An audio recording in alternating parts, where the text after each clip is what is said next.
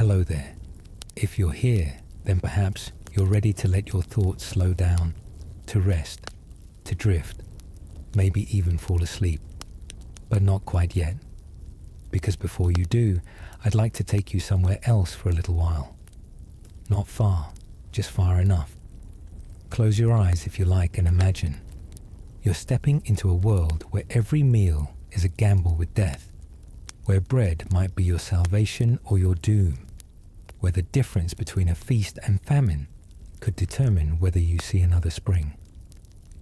Welcome to medieval Europe, roughly 1000 to 1500 CE, where food wasn't just sustenance, it was survival, status, and often slow poison. This is a journey into kitchens filled with smoke and uncertainty, into markets where freshness was a luxury few could afford, into a time when your social class determined not just what you ate, but whether you'd live to eat tomorrow.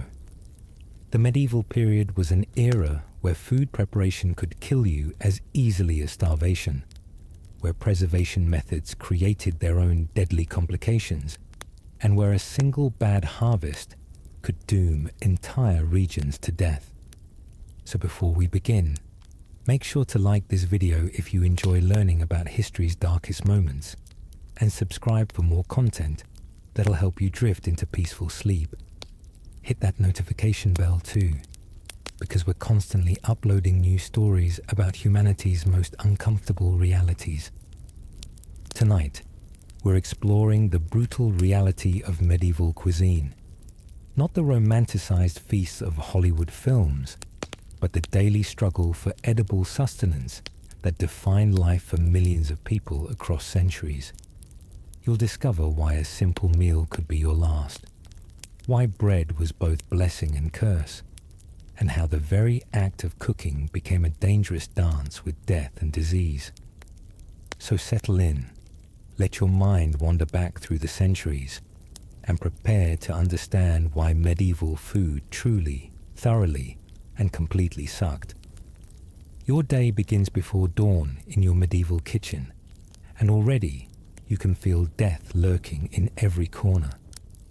You're standing in a room that would horrify any modern health inspector, a space where food preparation and contamination exist in perfect, deadly harmony. The floor beneath your feet is packed dirt, mixed with animal waste, food scraps, and human refuse that's been ground into the earth over decades. The air you're breathing is thick with smoke from your central hearth, because chimneys won't become common until the 12th century, and even then, only for the wealthy. This smoke carries with it the acrid smell of burning wood mixed with whatever fats and proteins are currently charring over your fire. Your eyes water constantly, your lungs burn, and you're slowly dying from smoke inhalation. But this is just Tuesday morning in medieval Europe. Your cooking fire dominates the room, an open flame that serves as your stove, oven, heater, and lighting all in one. Around this fire, you've arranged your cooking implements. Iron pots blackened with use and rust, wooden spoons carved from whatever timber you could find, and clay vessels that crack and leak mysterious substances into your food. These tools harbor bacteria, lead contamination from poorly fired glazes, and residue from previous meals that could have spoiled weeks ago. The walls of your kitchen are made of wattle and daub, essentially sticks and mud, providing perfect homes for rats, mice, insects, and other creatures that will contaminate your food supply. Your storage areas consist of barrels, sacks, and pottery that offer minimal protection against rodents and virtually no protection against moisture, mold, or bacterial growth. You can hear scurrying in the walls as you work, knowing that whatever you're preparing will likely be shared with uninvited guests. Water for cooking comes from the nearest well, stream, or collected rainwater, all of which are contaminated with human waste, animal refuse, and industrial runoff from nearby trades. You have no understanding of bacteria or waterborne illness, so you use this contaminated water for everything: cooking, cleaning your utensils, and washing your ingredients. Each drop introduces new potential for disease into your meal preparation. Your food storage methods are primitive and dangerous. Grain is kept in large sacks or barrels, where it slowly develops mold and attracts vermin. Meat is preserved through salting, smoking, or drying processes that often fail, leaving you with partially spoiled protein that you'll eat because the alternative is starvation. Vegetables and fruits are seasonal luxuries that you must consume quickly or watch rot, and preservation methods like fermentation often go wrong, creating toxic compounds that will make you violently ill. The very act of cooking requires you to balance multiple life-threatening hazards simultaneously. Your fire must be hot enough to kill some harmful organisms in your food, but not so hot that it burns down your dwelling. You must cook food long enough to make it somewhat safe, but not so long that you waste precious fuel. Every decision in your medieval kitchen is a calculated risk with potentially fatal consequences. Temperature control is impossible with your primitive heating methods. You have no thermometers, no understanding of food safety temperatures, and no reliable way to ensure thorough cooking. Undercooked meat carries parasites and bacteria that will colonize your intestines, causing dysentery, tapeworms, and other conditions that will slowly drain your life away. Overcooked food loses what little nutritional value it possessed, contributing to the malnutrition that weakens your immune system and makes you vulnerable to every passing disease. Your kitchen implements themselves are sources of contamination. Wooden cutting boards absorb blood and juices, becoming breeding grounds for harmful bacteria. Iron knives rust and flake metal particles into your food. Clay pots crack and harbor microorganisms in their porous surfaces. Everything you touch in your kitchen preparation has the potential to poison you, and you have no way of knowing which tools are clean and which are deadly. Your relationship with bread in medieval times is a daily negotiation with potential death, because the staff of life could just as easily become the weapon that kills you. You're dependent on grain for survival. Wheat, barley, oats, and rye form the foundation of your diet. But every kernel carries the possibility of ending your existence in the most agonizing ways imaginable. The grain you're working with has been stored for months, possibly years, in conditions that would make modern food safety experts weep. Your wheat sits in large communal granaries, where moisture, temperature, and pest control are purely matters of chance. Rats and mice have been living in these stores, urinating and defecating throughout the grain supply. Their waste carries diseases like the plague, typhus, and hantavirus, and you'll consume trace amounts of this contamination with every bite of bread. But rodent waste is the least of your problems. Your grain is infected with ergot, a fungus that grows on rye and other cereals during wet seasons. This black, twisted growth replaces healthy grain kernels with concentrated doses of alkaloids that cause ergotism, a condition medievals called St. Anthony's fire. You're about to consume bread that will make your extremities feel like they're burning from the inside out, cause hallucinations that will convince you that demons are real, and potentially cause your fingers and toes to simply fall off from gangrene. The grinding process introduces new contamination into your flour. Your local mill uses massive stone wheels to crush grain, and these stones shed particles of grit, sand, and metal into every batch of flour. You'll spend your life chewing bread filled with abrasive particles that will gradually wear your teeth down to painful nubs. The poor quality of medieval dental care means that every damaged tooth becomes a source of infection that can spread to your jaw, your blood, and eventually kill you through sepsis. Your flour is mixed with water that carries its own deadly cargo of bacteria, parasites, and chemical contamination. The dough you're kneading contains not just flour and water, but also the accumulated filth of every surface it has touched, every hand that has handled it, and every container that has held it.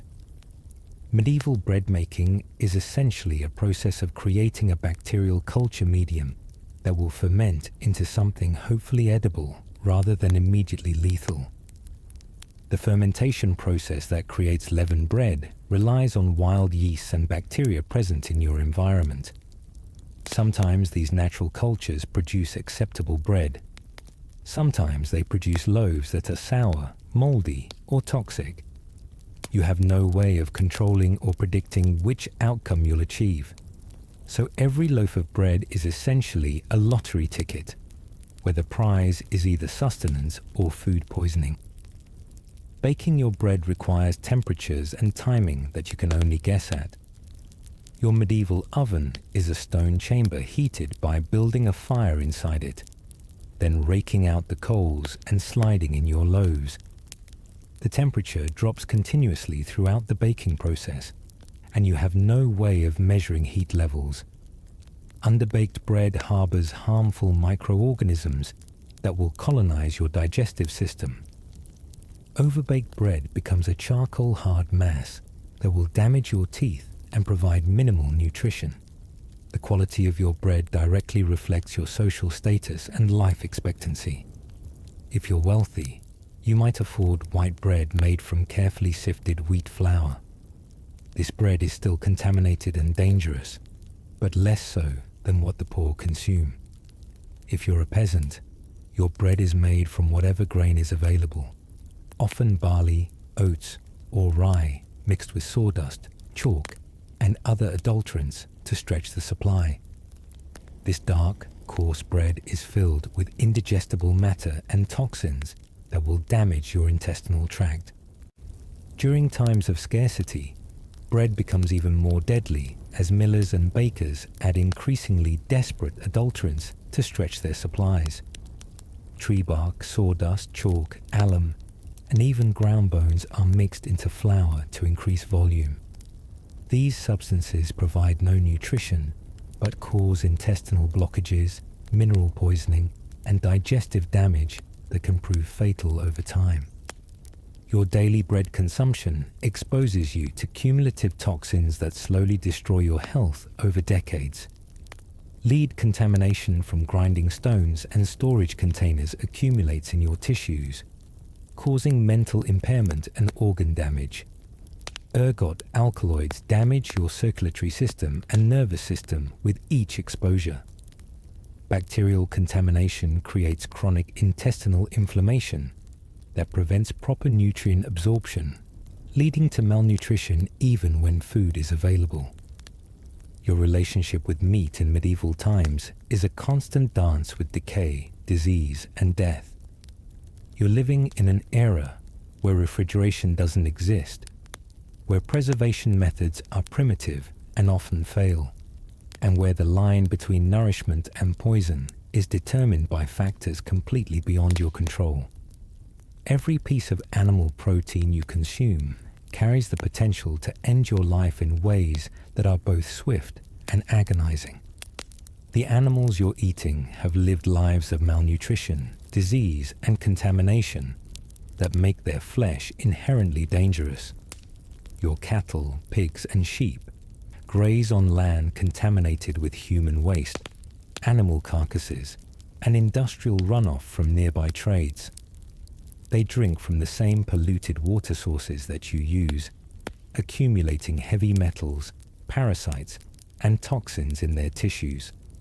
When you consume their meat, you're inheriting generations of environmental contamination concentrated in their flesh.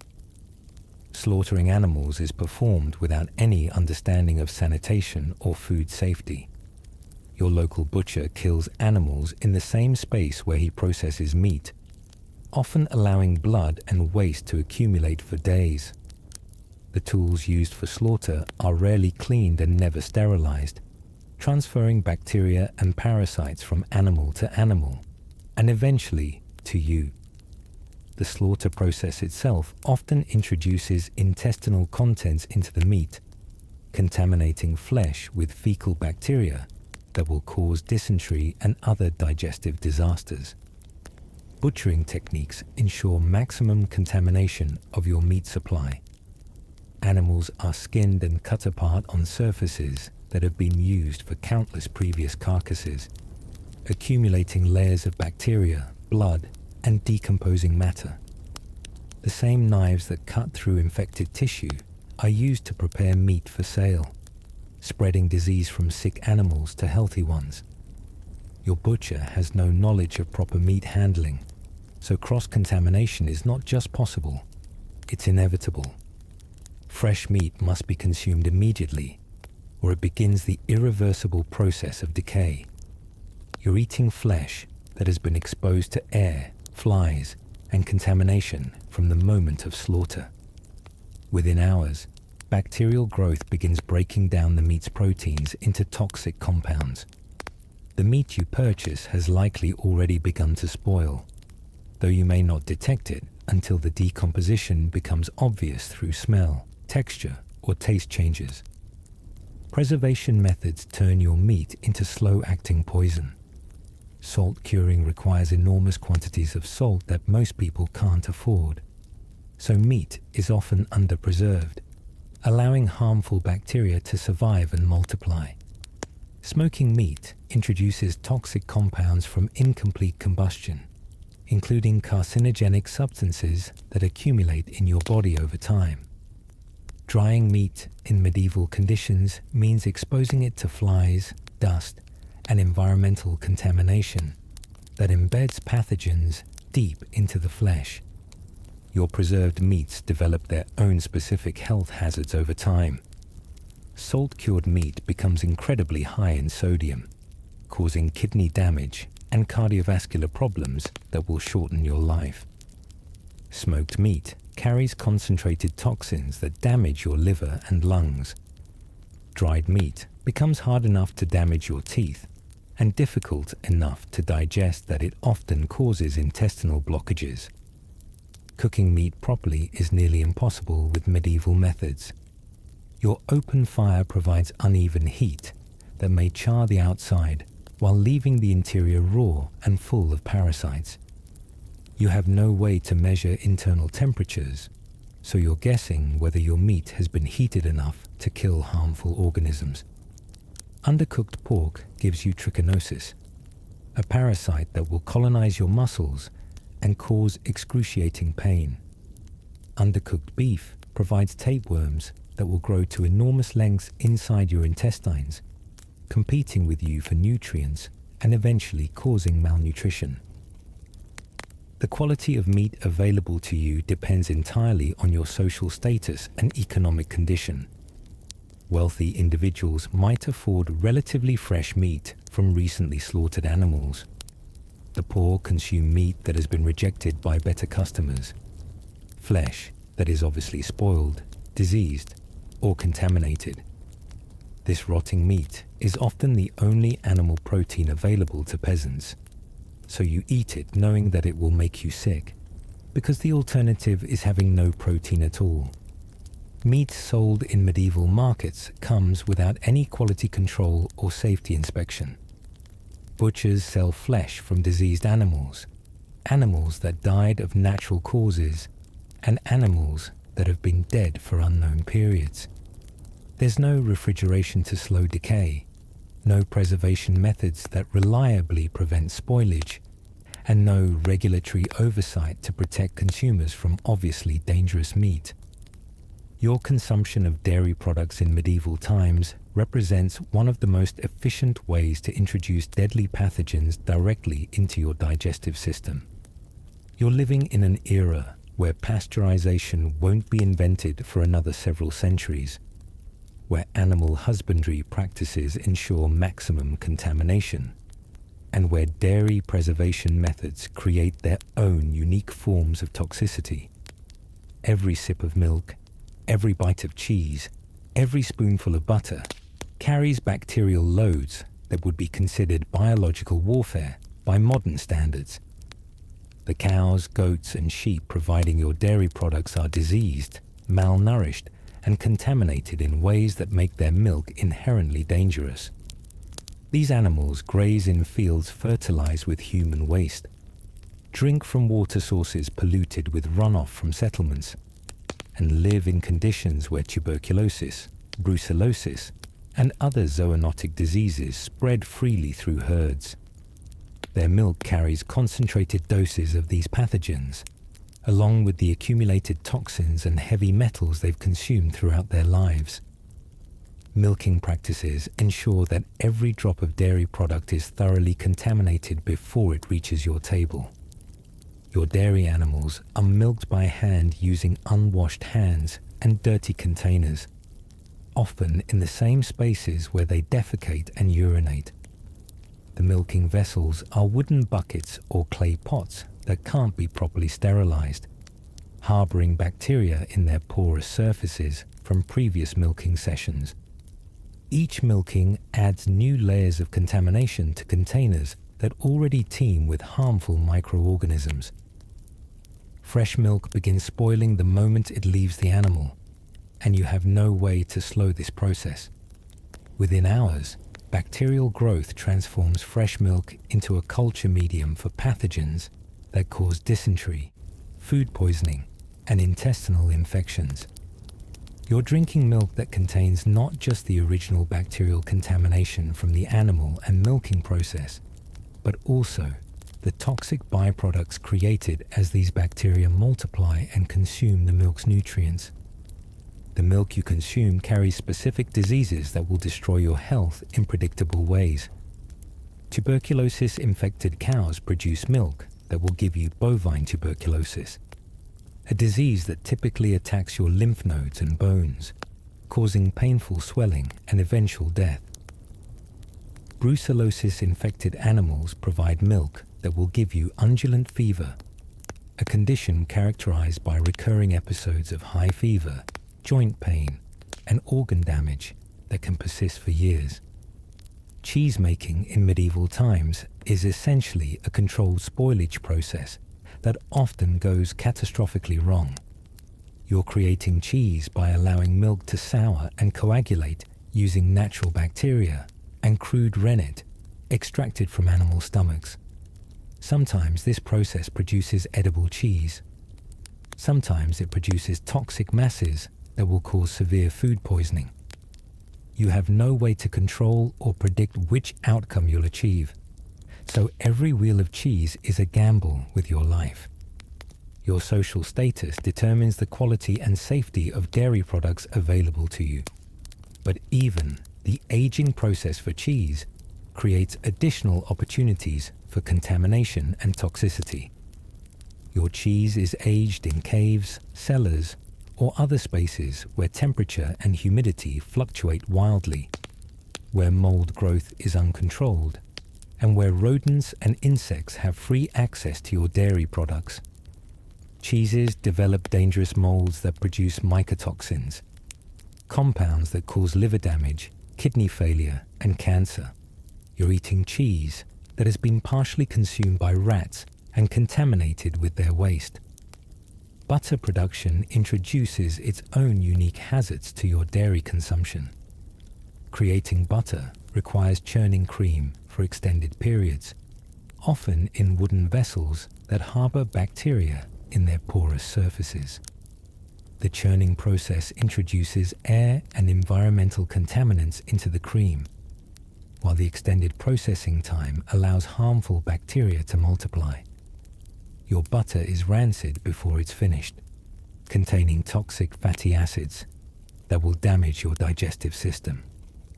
Preservation of dairy products relies on methods that create their own health hazards. Salt-preserved cheese becomes so sodium-laden that it causes kidney damage and cardiovascular problems. Smoked cheese carries carcinogenic compounds from incomplete combustion. Dried cheese becomes hard enough to damage your teeth and concentrated enough in toxins to cause acute poisoning in small quantities.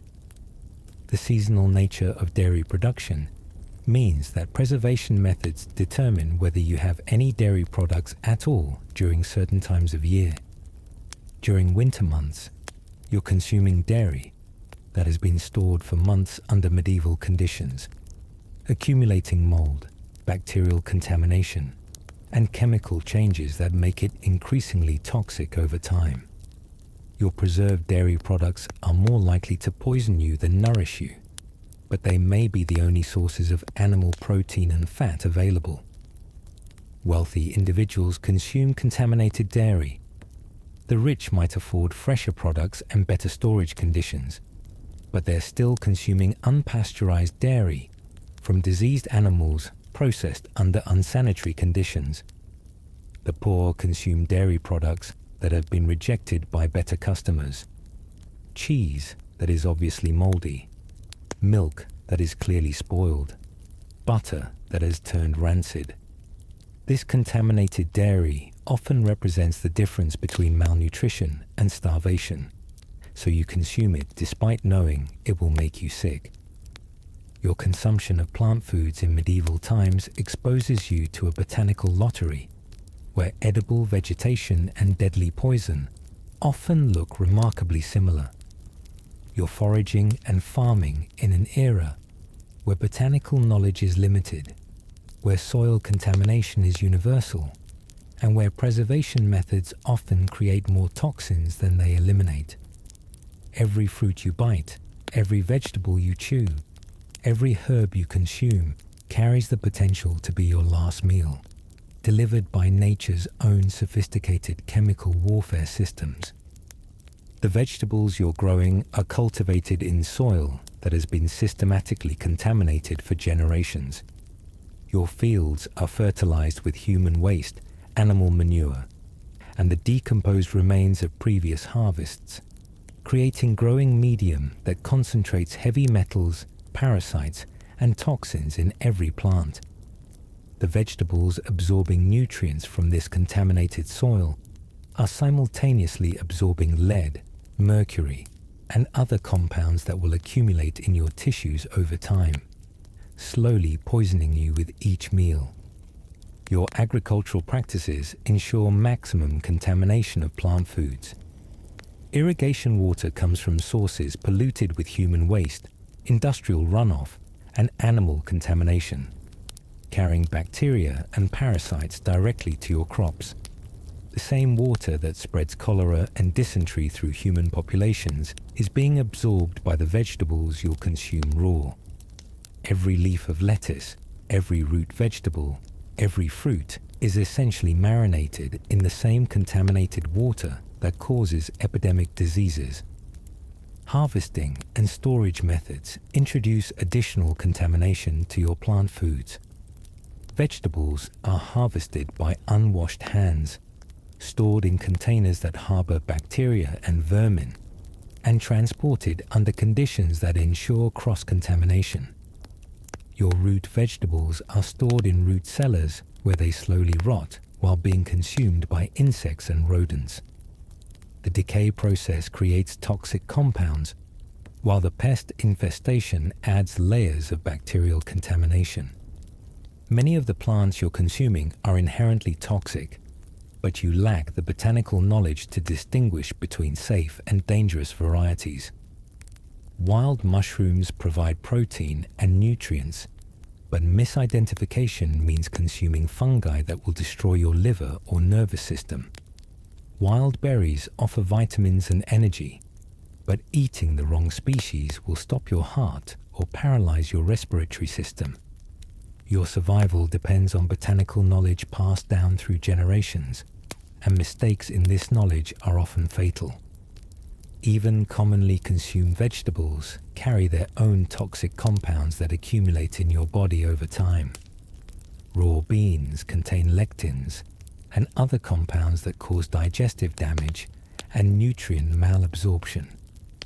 Potatoes that have been exposed to light develop solanine, a toxic alkaloid that causes neurological symptoms and digestive distress. Cabbage and other brassicas contain compounds that interfere with thyroid function, causing metabolic disorders that slowly drain your energy and health. Fruit consumption presents unique challenges in an era without reliable preservation methods. Fresh fruits must be consumed immediately, or they begin fermenting and rotting, often producing alcohol and toxic compounds that will intoxicate or poison you. Dried fruits concentrate both nutrients and toxins, creating foods that provide quick energy, but also deliver concentrated doses of whatever contaminants were present in the original fruit. Preservation methods for plant foods create their own specific health hazards. Pickling vegetables in brine creates an environment where certain bacteria thrive, sometimes producing beneficial fermentation, but often creating toxic compounds that cause food poisoning. Drying fruits and vegetables concentrates toxins while creating foods that are difficult to digest and often contaminated with mold during the drying process. Your limited understanding of plant biology means that you're often consuming the most toxic parts of plants while discarding the safest portions. Potato leaves and green tubers contain concentrated solanine that will poison you, but you may not recognize the connection between consumption and illness. Rhubarb leaves contain oxalic acid in quantities that will cause kidney failure, but the similarity to edible greens makes accidental consumption likely. Seasonal availability means that you must consume whatever plants are available, regardless of their safety or nutritional value. During spring months, you're eating plants that have just emerged from contaminated soil, carrying concentrated loads of whatever toxins were present during winter storage. During autumn, you're consuming fruits and vegetables that have been exposed to months of environmental contamination and pest damage. The plants you forage from wild areas are exposed to additional contamination from natural and human sources. Wild edibles grow in soils that may contain natural mineral toxins, animal waste, and runoff from human settlements. These plants concentrate environmental contaminants in their tissues, making them potentially more dangerous than cultivated crops, despite their reputation for being natural and therefore safe. Your cooking methods in medieval times represent a daily engagement with processes that are as likely to poison you as nourish you. You're preparing food using techniques that introduce toxins, eliminate nutrients, and create compounds that will slowly destroy your health over decades. Every meal you cook is simultaneously an exercise in food preparation and an experiment in toxicology, where the line between making food safe and making it deadly is determined by factors you can neither control nor understand. Your primary cooking method involves direct exposure to wood smoke that contains hundreds of toxic compounds created by incomplete combustion. The fire you're cooking over produces carbon monoxide, formaldehyde, benzene, and polycyclic aromatic hydrocarbons that infuse into your food and accumulate in your body over time. You're essentially slow cooking yourself along with your meals, inhaling and consuming carcinogenic compounds with every breath and every bite. The wood you're burning for cooking fuel introduces its own contamination into your food preparation. Your firewood may come from trees that grew in contaminated soil, from lumber that was treated with toxic substances, or from wood that has been stored in conditions where it developed mold and bacterial contamination. When you burn this wood, you're releasing these accumulated toxins into the air and depositing them onto your food. Temperature control is impossible with your primitive cooking methods, meaning that your food is either undercooked and dangerous or overcooked and toxic. Your fire provides uneven heat that may char portions of your meal while leaving other sections raw. Undercooked food harbors parasites and bacteria that will colonize your intestinal tract.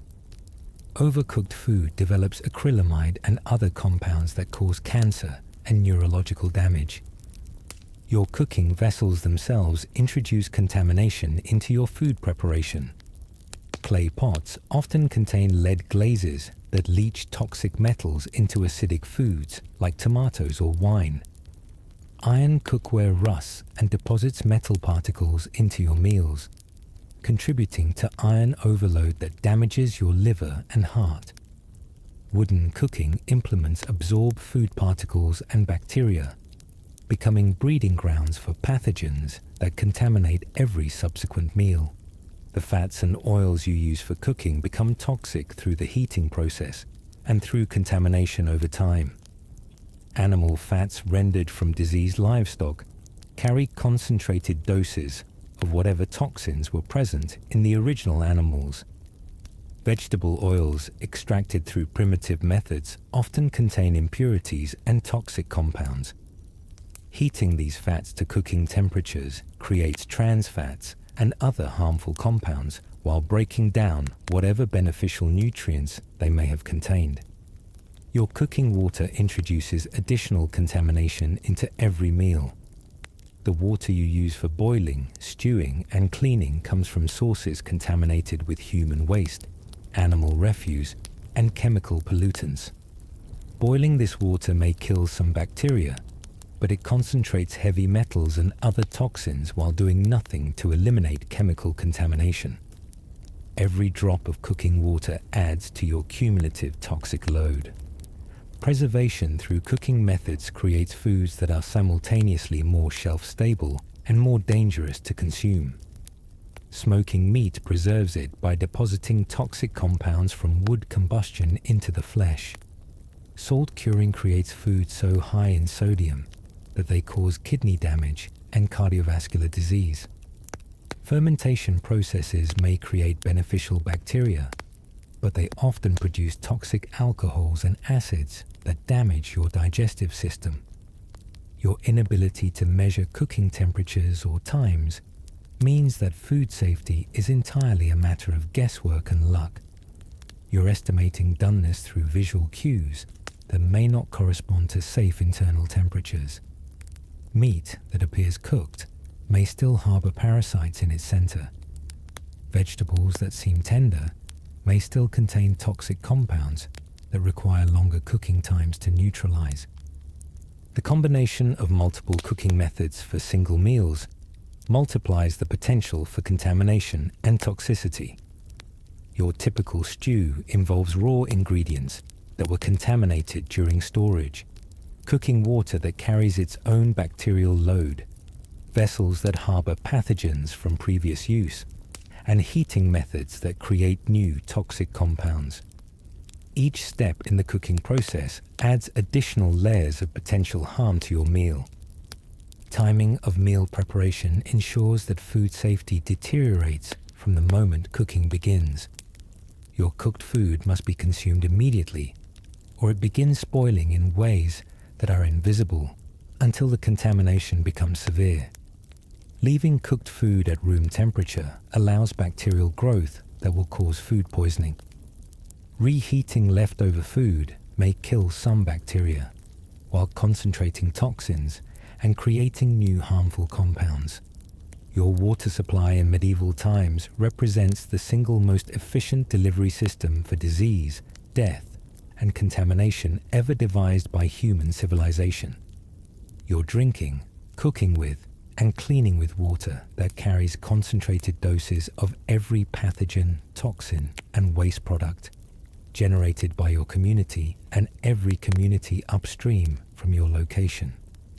Every drop of water you consume is essentially a bacterial culture medium that has been enriched with human waste, animal refuse, and industrial contamination. The sources of your drinking water are systematically contaminated through practices that ensure maximum toxicity and bacterial load. Your community's wells are dug near latrines, animal pens, and waste disposal areas, allowing groundwater to become thoroughly mixed with sewage and decomposing matter.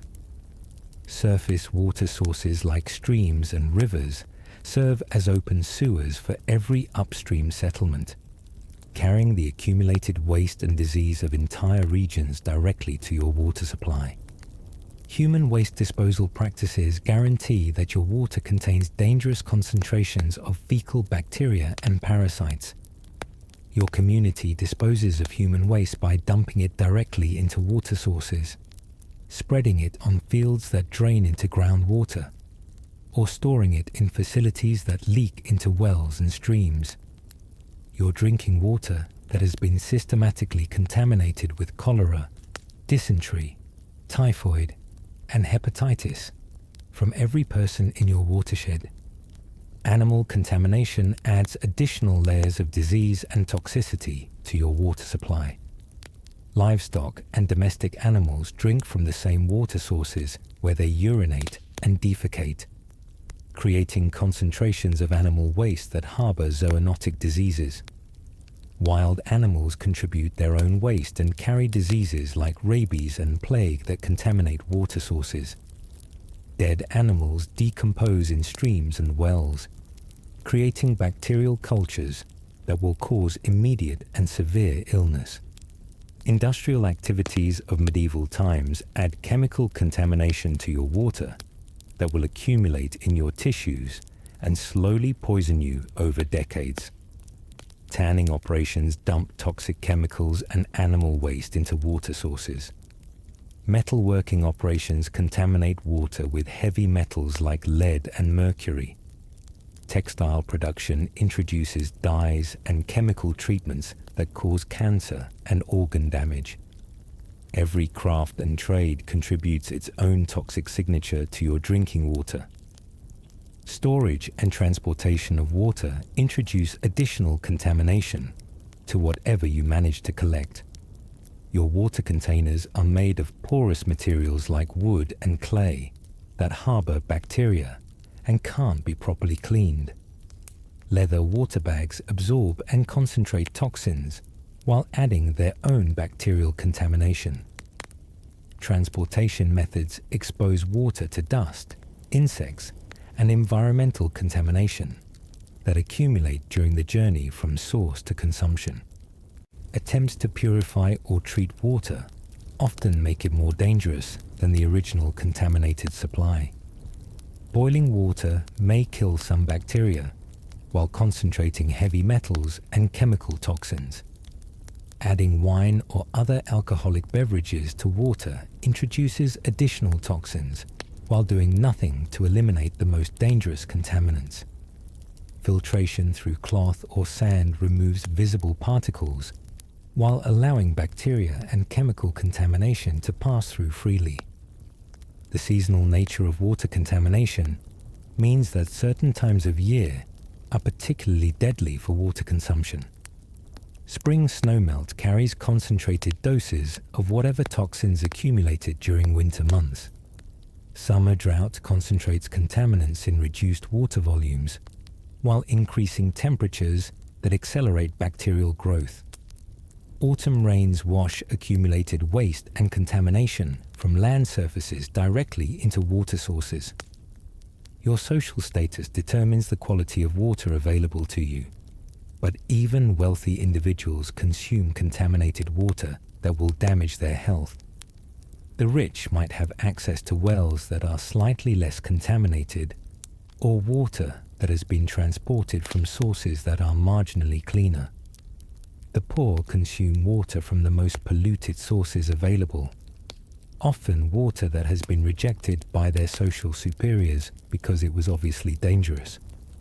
Water-related diseases represent the primary cause of death and disability in medieval populations, creating a cycle where contaminated water weakens immune systems and makes populations more vulnerable to other diseases.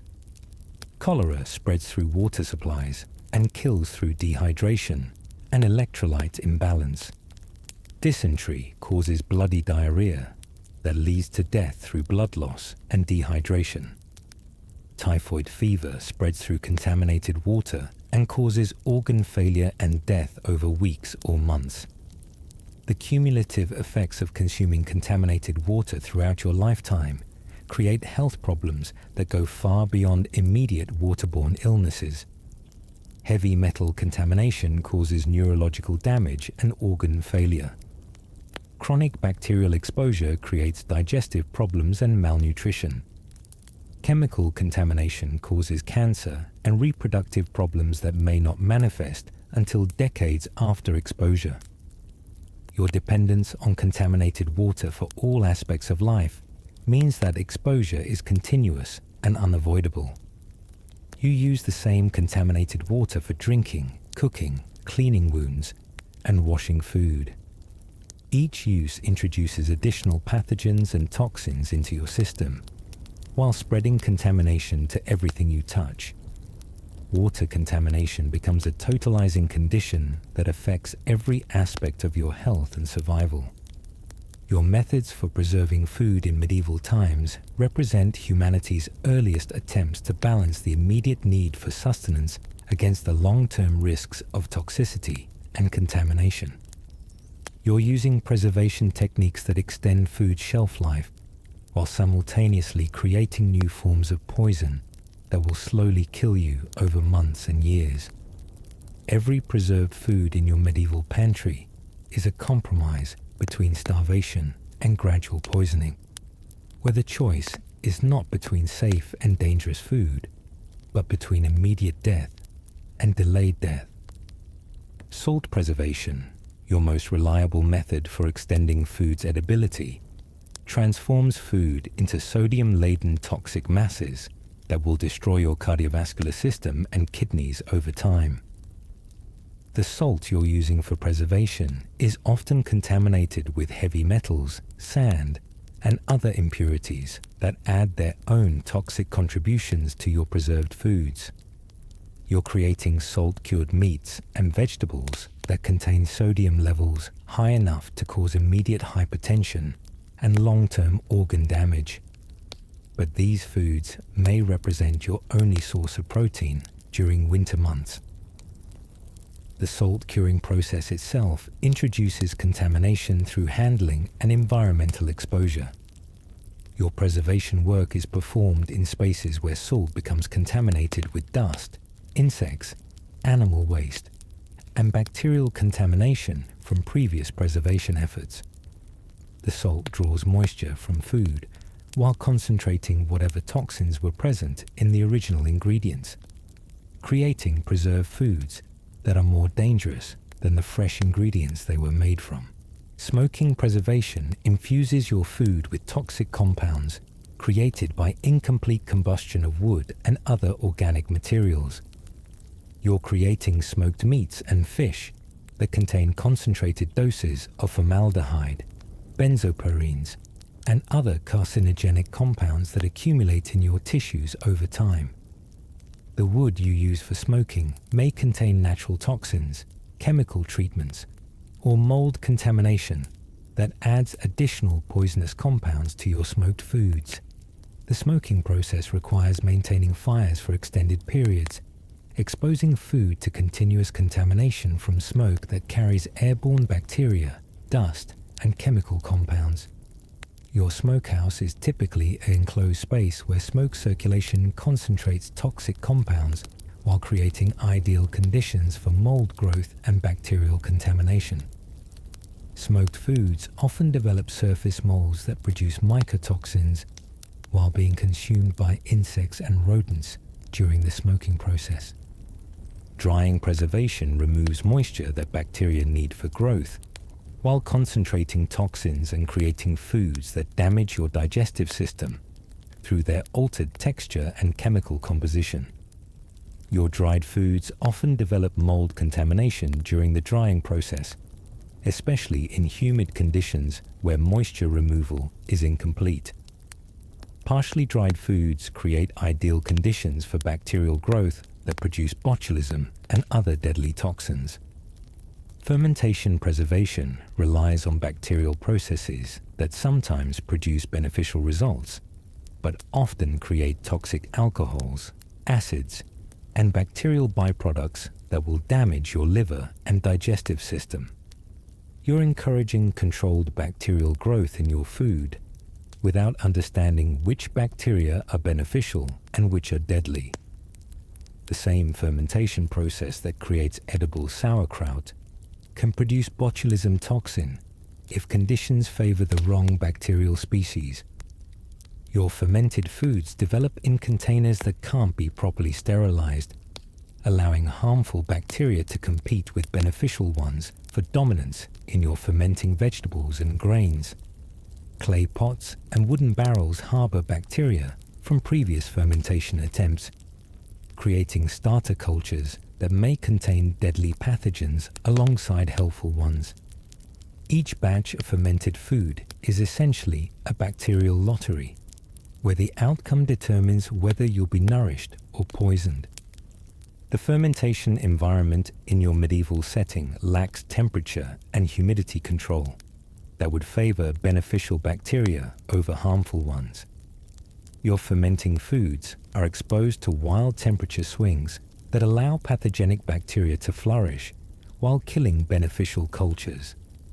Contamination from flies, dust, and environmental bacteria constantly introduces new organisms that may produce toxic compounds during the fermentation process. Fat preservation methods create foods that become rancid and toxic through oxidation and bacterial contamination over time. Your preserved meats stored in rendered fat develop rancidity that creates toxic aldehydes and other compounds that damage your liver and cardiovascular system. The fat itself often comes from diseased animals and becomes contaminated during the rendering process, creating preservation medium that is itself a source of toxins. Root cellars and underground storage create ideal conditions for mold growth and rodent contamination, while providing minimal protection against temperature fluctuations that accelerate food spoilage. Your stored foods develop mold contamination that produces mycotoxins, causing liver damage and cancer. Rodents living in your storage areas contaminate food with waste that carries diseases like plague and typhus, while consuming portions of your preserved food supply. The combination of multiple preservation methods for single foods multiplies the potential for toxicity and contamination. Your preserved sausages involve salting, smoking, and fat preservation, each process adding its own toxic compounds while creating ideal conditions for bacterial growth between preservation steps. Multi-stage preservation often creates foods that are simultaneously over-preserved with salt and under-preserved against bacterial contamination. Seasonal preservation timing ensures that foods are often preserved under the worst possible conditions. You're smoking meats during humid summer months when bacterial growth is fastest and mold development is most likely. Winter preservation occurs in cold conditions that slow beneficial fermentation, while allowing harmful bacteria to gradually multiply in your stored foods. Your preserved foods gradually become more toxic over time as chemical changes and bacterial growth continue during storage. Salt-cured meats develop increasing concentrations of nitrites and other toxic compounds. Smoked foods accumulate additional carcinogenic compounds from ongoing exposure to environmental contamination. Fermented foods may shift bacterial populations toward harmful species that produce toxic metabolites. Quality control for preserved foods relies entirely on sensory evaluation that may not detect dangerous contamination until it becomes severe. You're judging food safety through smell, taste, and visual inspection that can't detect many forms of bacterial contamination or chemical toxicity. Foods that appear and taste acceptable may contain deadly levels of botulism toxin or other invisible poisons. The social distribution of preserved foods ensures that the poor receive the most dangerous and contaminated preserved items, while the wealthy consume foods that are marginally safer. Lower quality preserved foods are often those that have been rejected by better customers because they showed obvious signs of spoilage or contamination. These rejected foods represent the difference between malnutrition and starvation for poor populations, so they're consumed despite obvious dangers. Your position in medieval society determines not whether you'll be poisoned by your food, but rather how quickly and in what manner that poisoning will occur. You're living in a rigidly stratified system where food quality correlates directly with social status. But even the highest nobles consume contaminated, dangerous foods that would horrify modern food safety experts. The difference between rich and poor isn't between safe and unsafe food. It's between varieties of toxicity, between immediate death and delayed death, between obvious poison and subtle poison. If you're a peasant, your diet consists primarily of foods that have been rejected by your social superiors because they were obviously spoiled, contaminated, or dangerous. You're eating bread made from grain that was moldy, weevil-infested, or adulterated with sawdust and chalk. Your meat comes from animals that died of disease, that were killed because they were too sick to be profitable, or that have been stored until they began to rot. Your vegetables are the ones that showed obvious signs of decay, pest damage, or bacterial contamination. Your peasant diet lacks variety in ways that guarantee malnutrition and vitamin deficiency diseases that will slowly destroy your health over years. You're consuming primarily grain-based foods that provide calories but lack essential nutrients, creating conditions for scurvy, pellagra, and other deficiency diseases.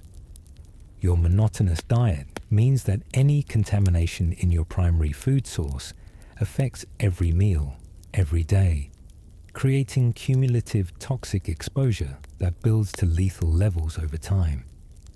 The timing of your food access as a peasant ensures that you're consuming foods at their most dangerous stages of decay. You purchase food only when you have money, which means buying whatever is available at that moment regardless of its condition. You can't afford to be selective about quality, so you consume foods that are obviously spoiled because the alternative is not eating at all. Your food purchasing patterns guarantee that you'll consume the most contaminated items available in any market.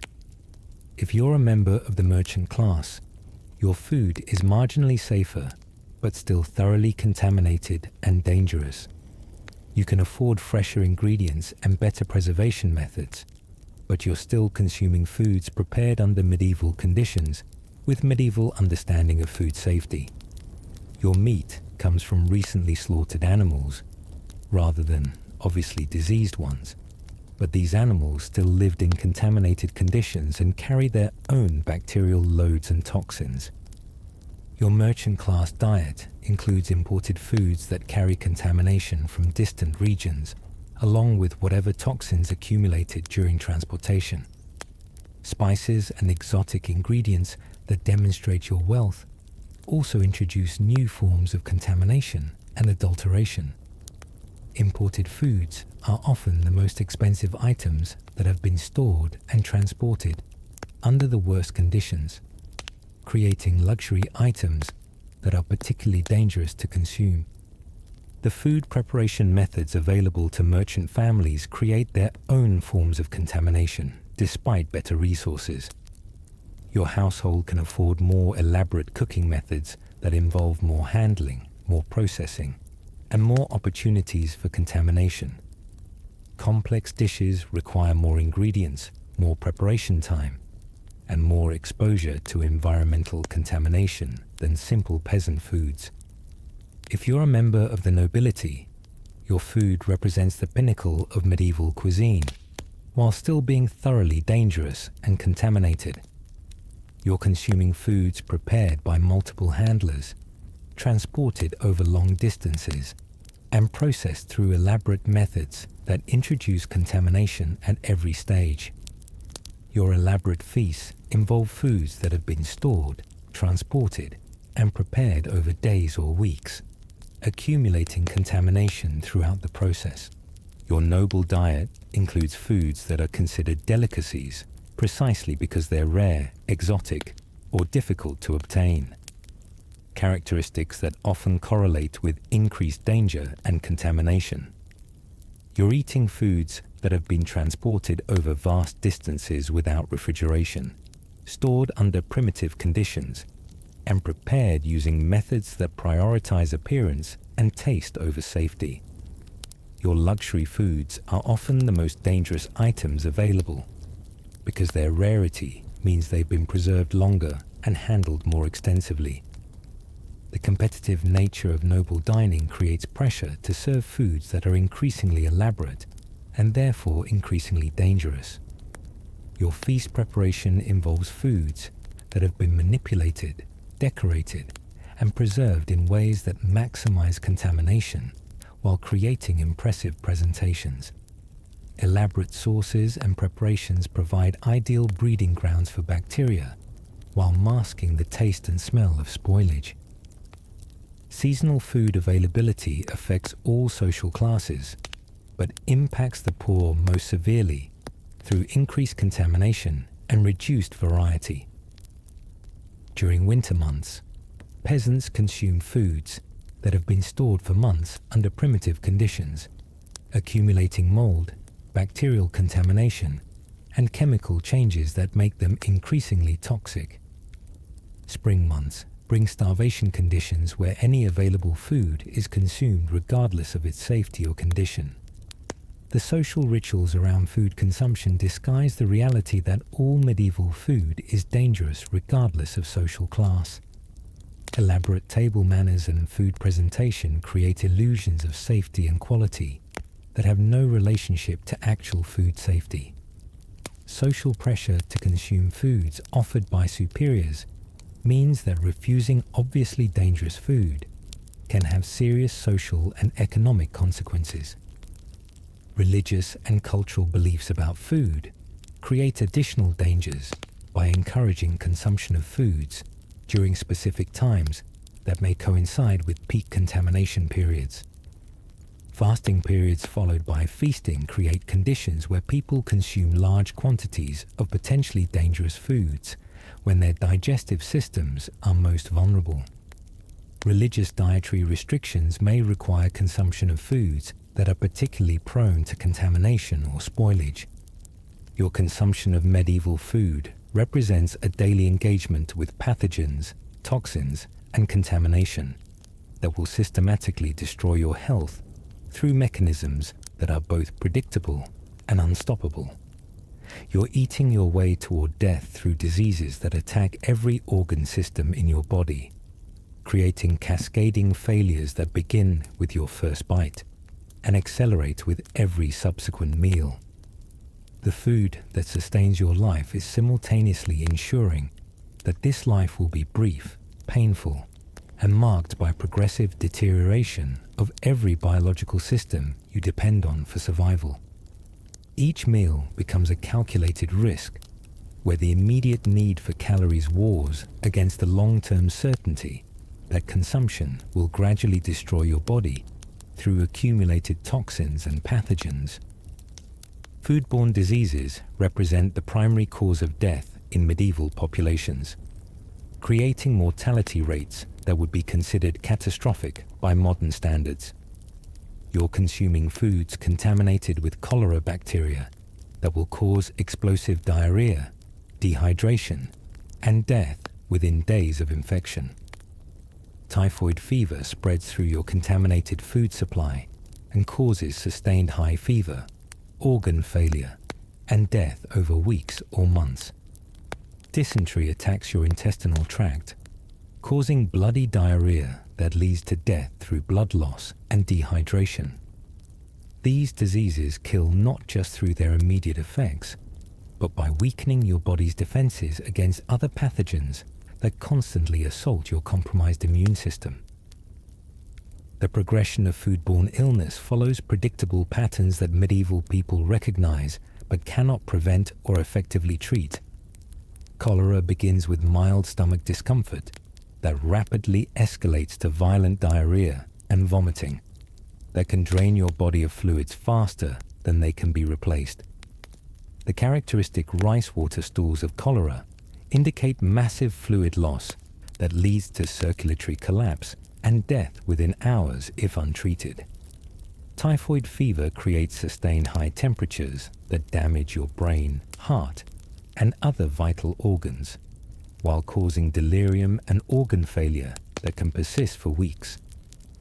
The social dynamics of epidemic disease create cycles where contaminated food spreads illness throughout communities, while weakening social structures that might otherwise provide care and support for the sick.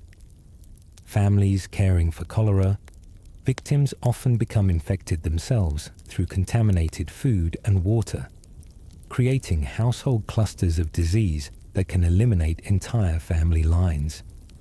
Community food supplies become vectors for disease transmission, spreading pathogens faster than communities can respond or adapt their food practices.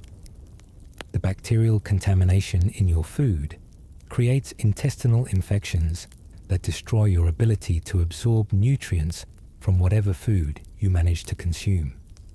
Chronic bacterial infections cause persistent inflammation in your digestive tract, preventing proper digestion and creating malnutrition, even when food is available.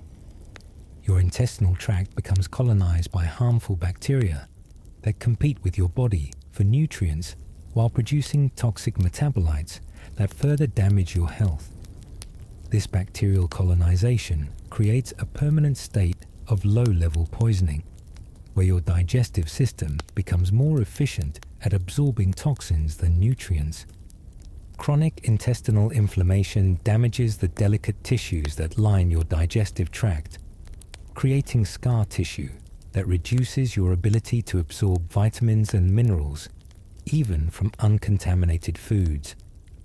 The inflammation process requires enormous amounts of energy and nutrients to maintain, draining your body's resources, while providing no benefits for survival or health. Persistent bacterial infections create immune responses that consume protein and vitamins needed for other bodily functions, creating malnutrition that compounds the direct effects of contaminated food. The bacterial ecosystem in your contaminated digestive system produces metabolic byproducts that function as slow-acting poisons, gradually damaging your liver, kidneys, and nervous system through constant exposure to bacterial toxins. These bacterial metabolites interfere with normal cellular functions, causing fatigue, mental confusion, and organ dysfunction that worsens over time. Your body's attempts to neutralize these toxins depletes essential nutrients and overworks your liver and kidneys, accelerating organ failure and aging. Parasitic infections from contaminated meat and water create internal ecosystems where other organisms consume your nutrients and damage your organs from within. Tapeworms growing in your intestines compete directly with you for nutrition, while growing to lengths that can cause intestinal blockages and perforations that lead to internal bleeding and death. Trichinosis from undercooked pork causes painful muscle infection, as parasites insist throughout your muscular system, creating permanent muscle damage and chronic pain. Liver flukes from contaminated water and vegetables cause liver damage and bile duct obstruction that leads to organ failure and death. The life cycles of intestinal parasites create ongoing cycles of reinfection and complications that worsen over time as parasitic loads increase and organ damage accumulates.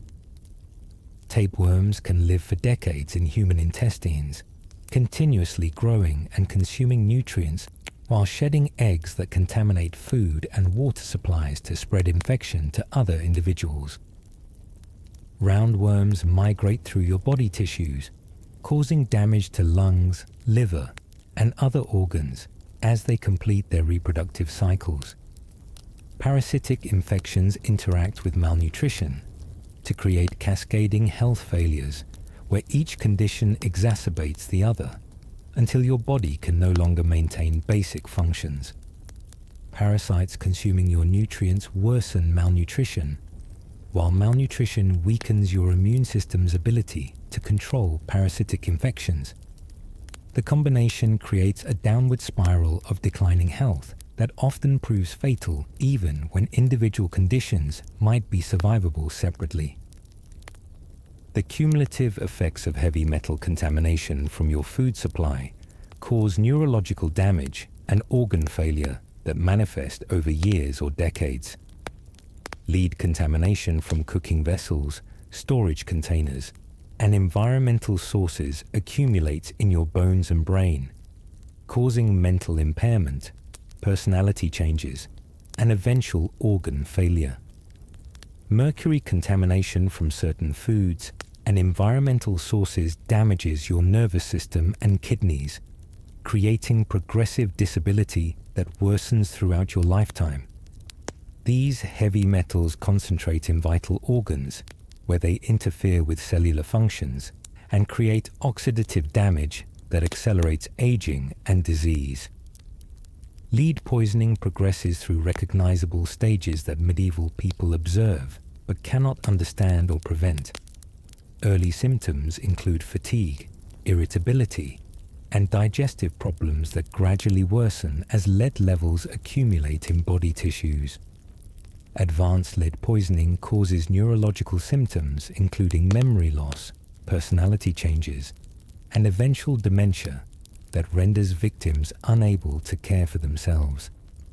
The final stages involve organ failure, as accumulated lead damages kidneys, liver, and cardiovascular systems beyond their ability to function.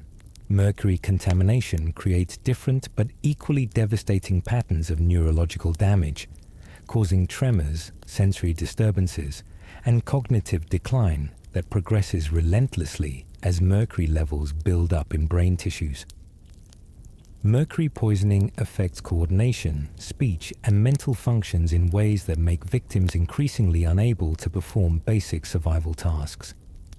The combination of lead and mercury poisoning, common in medieval food supplies, creates complex neurological syndromes that dramatically shorten lifespans while causing prolonged suffering. Nutritional deficiency diseases caused by limited food variety and poor food quality create conditions that make you more vulnerable to every other health threat in your environment. Scurvy, from lack of vitamin C, causes your connective tissues to break down, leading to bleeding gums, loose teeth, and eventually death from internal bleeding, as blood vessels deteriorate throughout your body. Pellagra, from niacin deficiency, causes skin lesions, digestive problems, mental confusion, and death through multiple organ system failures. Rickets, from vitamin D deficiency, causes bone deformities and fractures that create lifelong disability, while making you more susceptible to other diseases. The progression of scurvy follows a predictable course that begins with fatigue and joint pain, progresses to bleeding gums and loose teeth, and culminates in internal bleeding that causes death through hemorrhage or infection. Advanced scurvy causes wounds that won't heal, bones that break easily, and blood vessels that rupture spontaneously, creating a condition where minor injuries become life-threatening complications. The psychological effects of scurvy include depression and paranoia that compound the physical suffering. Pellagra creates a characteristic pattern of symptoms known as the 4Ds: diarrhea, dermatitis, dementia, and death. The skin lesions of pellagra create painful, burning rashes that make physical activity difficult, while the digestive symptoms prevent proper nutrition absorption. Mental symptoms progress from confusion and irritability to full dementia that leaves victims unable to care for themselves. The combination of physical and mental symptoms makes pellagra particularly devastating to medieval populations. The seasonal nature of food availability creates cycles of malnutrition and refeeding that stress your organs and immune system in ways that accelerate aging and disease progression. Winter starvation periods weaken your immune system and make you vulnerable to infectious diseases, while depleting your body's reserves of essential nutrients. Spring refeeding with contaminated foods introduces new pathogens when your body is least capable of fighting them off, while suddenly changing your metabolism in ways that stress your cardiovascular and digestive systems. These cycles of deprivation and contamination create cumulative damage that shortens your lifespan with each passing year. The refeeding process after periods of starvation creates its own health hazards as your body struggles to adapt to sudden changes in nutrition and caloric intake. Rapid refeeding can cause dangerous shifts in blood chemistry that stress your heart and kidneys, while overwhelming digestive systems that have adapted to starvation conditions. The combination of contaminated food and metabolic stress during refeeding often triggers fatal complications in individuals who survive the starvation period. Seasonal cycles create predictable patterns of disease and death that medieval communities learn to expect but cannot prevent. Winter deaths from starvation and cold are followed by spring epidemics as weakened populations consume contaminated foods while their immune systems struggle to recover from winter deprivation. Summer brings different diseases as warmer temperatures accelerate food spoilage, while autumn harvest contamination creates new health threats from moldy grains and poorly preserved foods. Ergot poisoning from contaminated grain causes a syndrome medievals called St. Anthony's fire, characterized by burning sensations in your extremities, hallucinations and gangrene that may cause your fingers and toes to fall off. Chronic ergot exposure causes vascular damage that leads to stroke and heart attack, while acute ergot poisoning causes convulsions, psychosis, and death within days of consumption. The alkaloids in ergot fungus cause blood vessels to constrict, cutting off circulation to extremities and creating the burning pain that gives the condition its medieval name. The progression of ergot poisoning follows two main patterns. Convulsive ergotism causes seizures, muscle spasms, and death through respiratory failure, while gangrenous ergotism causes circulation problems that lead to gangrene and amputation of affected limbs. Convulsive ergotism often affects entire communities when contaminated grain is used for bread, creating epidemic outbreaks of seizures and death that medieval people attributed to supernatural causes. Gangrenous ergotism causes slower but equally devastating effects as circulation to hands and feet is gradually cut off, leading to spontaneous amputation of fingers and toes.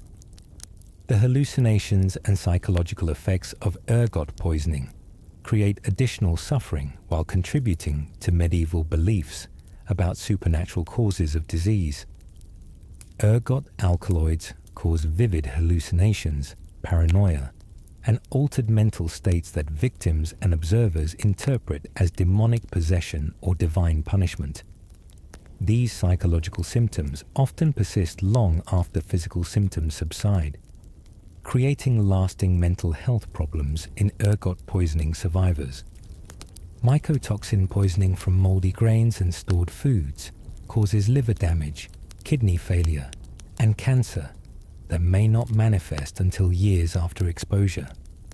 Aflatoxins from contaminated nuts and grains are among the most potent carcinogens known, causing liver cancer and immune system suppression that makes victims vulnerable to other diseases. Ochratoxin from moldy cereals causes kidney damage and may contribute to kidney cancer, while other mycotoxins create neurological problems and reproductive disorders. These toxins accumulate in your body over time, creating delayed health effects that make it impossible to connect specific foods with resulting diseases. The delayed effects of mycotoxin poisoning mean that health consequences appear years or decades after exposure. making it impossible for medieval people to understand the connection between moldy food consumption and later diseases. Liver cancer from aflatoxin exposure typically develops 20 to 30 years after contamination, creating disease patterns that seem random rather than food-related. Kidney damage from ochratoxin accumulates slowly over years, creating gradual decline in kidney function that leads to eventual failure and death. The combination of multiple mycotoxins in contaminated food supplies creates complex poisoning syndromes that affect multiple organ systems simultaneously while suppressing immune function and making victims more susceptible to infectious diseases. Mycotoxin-induced immune suppression creates vulnerability to bacterial and viral infections that would normally be manageable, turning minor illnesses into life-threatening complications. The interaction between malnutrition and infectious disease creates a downward spiral where each condition makes the other worse until your body can no longer maintain basic biological functions. Malnutrition weakens your immune system, making you more susceptible to foodborne infections, while infections cause fever and diarrhea that further deplete your nutritional status. This cycle continues until your body can no longer maintain basic biological functions, leading to death from what appears to be multiple causes, but is actually the result of cumulative food-related damage. The synergistic effects of malnutrition and infection create health failures that are worse than the sum of their individual effects, with each condition accelerating the progression of the other until recovery becomes impossible. Malnourished individuals cannot mount effective immune responses to infections, while infections increase metabolic demands for nutrients that are already deficient. This interaction creates a point of no return, where medical intervention cannot reverse the accumulated damage. Chronic malnutrition changes your body's metabolism in ways that make recovery from infections more difficult, while infections alter your digestive system's ability to absorb and utilize nutrients. These metabolic changes create lasting health problems that persist even when food becomes available, creating permanent health impairments that shorten lifespan and reduce quality of life. Reproductive health effects from contaminated food and malnutrition ensure that food-related health problems are passed to the next generation, while creating cycles of inherited health problems that compound over generations. Malnutrition during pregnancy causes birth defects and low birth weight that predispose children to lifelong health problems, while contaminated food during pregnancy exposes developing fetuses to toxins that cause developmental abnormalities. The cycle of poor nutrition and contaminated food creates genetic damage that persists across generations, while reducing fertility and increasing infant mortality. Maternal malnutrition affects fetal development in ways that create permanent health problems, including reduced brain development, organ abnormalities, and immune system defects that make children more vulnerable to diseases throughout their lives. Heavy metal contamination during pregnancy causes neurological damage in developing fetuses, while mycotoxins and other food toxins create birth defects and developmental delays that affect children's ability to thrive. The intergenerational effects of food contamination create populations with reduced life expectancy and increased susceptibility to disease, while the accumulated genetic damage from generations of contaminated food consumption gradually weakens human populations' ability to survive in medieval conditions. The lack of medical understanding about food-related diseases means that symptoms are often attributed to supernatural causes, preventing any effective treatment or prevention strategies, while ensuring that dangerous food practices continue unchanged. Food poisoning is blamed on evil spirits rather than bacterial contamination, while ergot poisoning is attributed to witchcraft rather than fungal contamination. This misunderstanding of causation ensures that dangerous food practices continue unchanged, perpetuating cycles of disease and death, while preventing the development of food safety measures that could reduce mortality. The supernatural attribution of disease prevents communities from making connections between food practices and health outcomes, ensuring that contaminated food preparation and storage methods continue to spread disease. Without understanding of causation, medieval people cannot develop effective prevention strategies, while religious and superstitious explanations for disease discourage investigation into food safety practices. The absence of scientific understanding creates treatment approaches that often worsen health outcomes, while failing to address underlying causes of food-related diseases. Medieval medical practices based on supernatural beliefs often involve treatments that further damage health, while ignoring the contaminated food sources that caused illnesses in the first place. Your relationship with food in medieval times is governed by economic systems that ensure the most dangerous and contaminated foods are distributed to those least able to survive their toxic effects. You're participating in markets where food quality is inversely related to accessibility, where the safest foods are luxury items beyond the reach of most people, and where survival often requires consuming foods that you know will slowly kill you. The medieval food economy is structured to profit from human desperation, while ensuring that the poor consume the most dangerous products available. Every transaction becomes a negotiation between immediate survival and long-term health, where economic necessity forces you to purchase foods that you know will gradually poison you over time. Food adulteration represents one of the most profitable and deadly aspects of medieval food commerce. You're purchasing bread that has been extended with sawdust, chalk, alum, and other inedible substances that increase volume, while adding toxic compounds to your diet.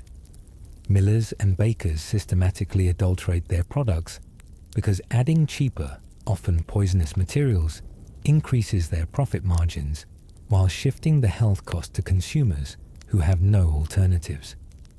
The practice of adulteration becomes so widespread that pure, unadulterated food becomes a luxury that only the wealthy can afford, creating a market where poison masquerades as nutrition.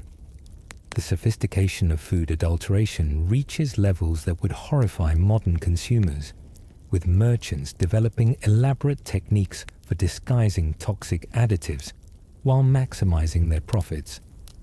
Bread makers develop recipes that incorporate maximum amounts of adulterants while maintaining enough wheat flour to prevent immediate customer rejection. The art of adulteration becomes a specialized skill passed down through generations of merchants who perfect techniques for hiding dangerous substances within seemingly acceptable foods. The adulterants used in your food are chosen for their availability and low cost, rather than their safety or nutritional value. Chalk dust added to flour provides white color that suggests quality, while causing intestinal blockages and mineral poisoning that accumulate over years of consumption.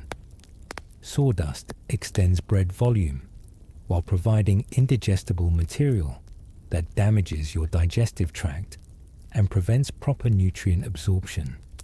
Alum creates appealing texture in bread, while causing digestive problems and interfering with nutrient absorption, slowly starving you even when you're eating regularly.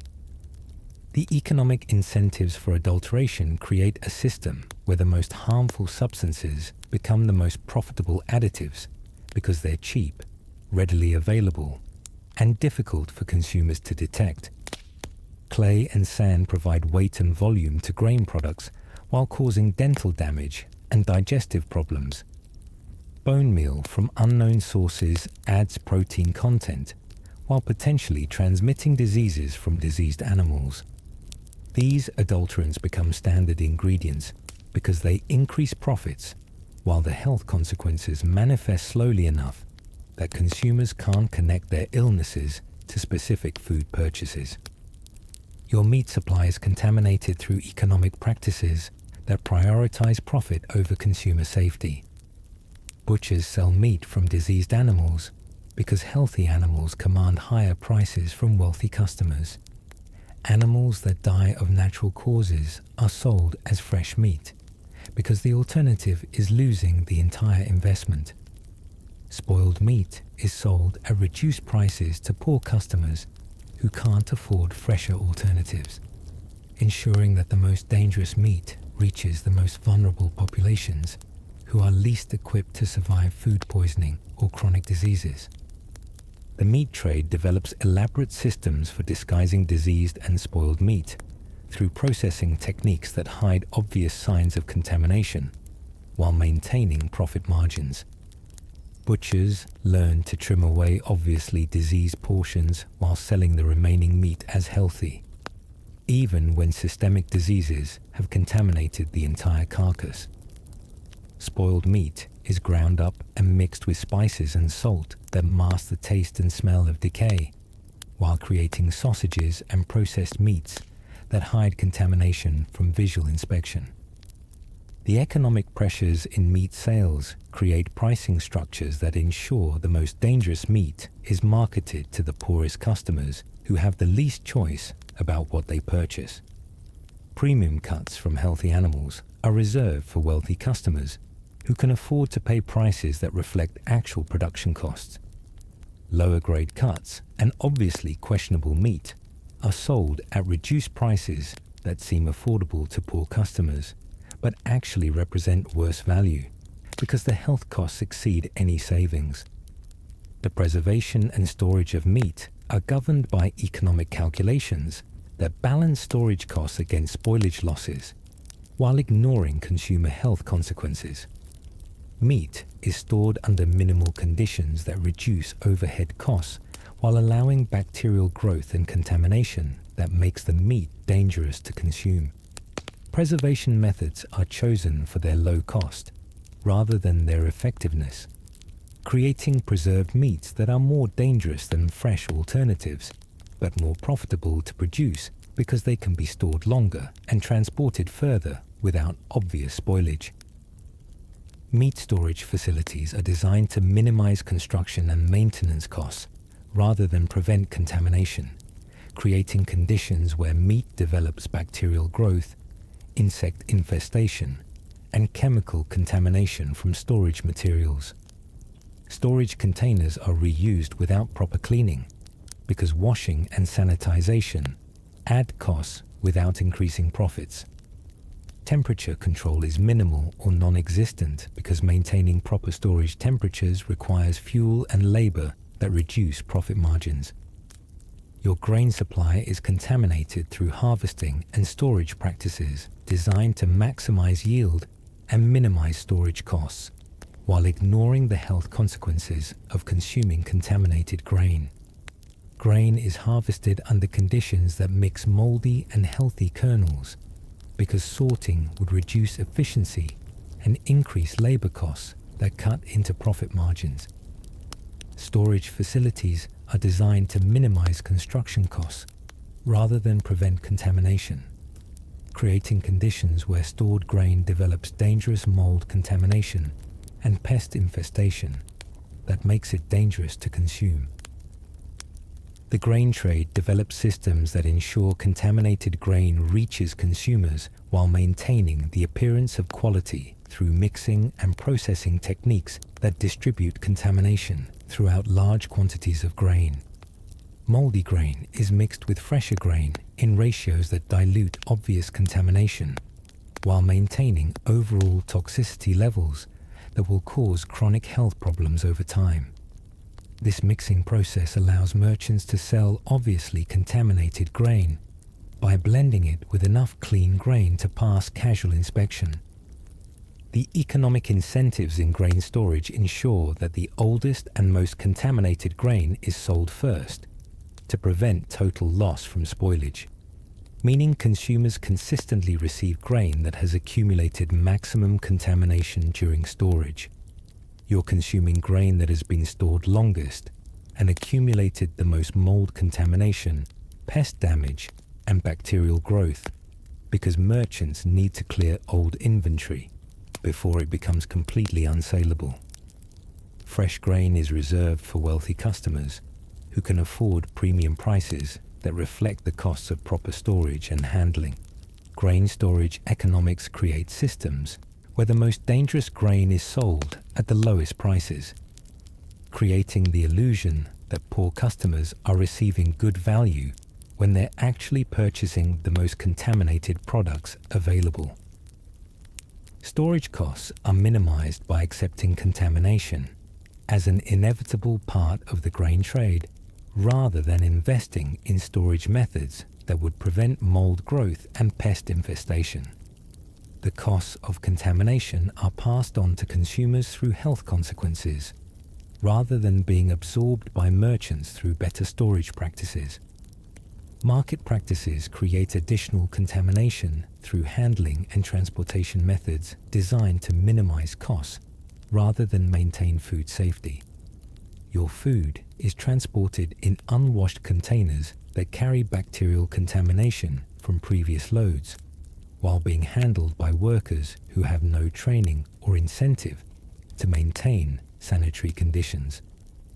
Multiple food types are transported together, allowing cross-contamination between products that spreads bacteria and parasites throughout entire shipments. Storage at markets occurs under conditions that minimize rent and overhead costs, while exposing food to environmental contamination from dust, insects, and animal waste.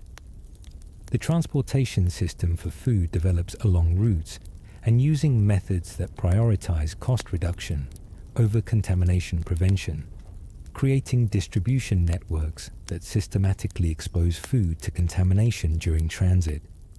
Food is packed in whatever containers are available, rather than containers designed for food safety, often reusing containers that previously held non-food materials or contaminated substances.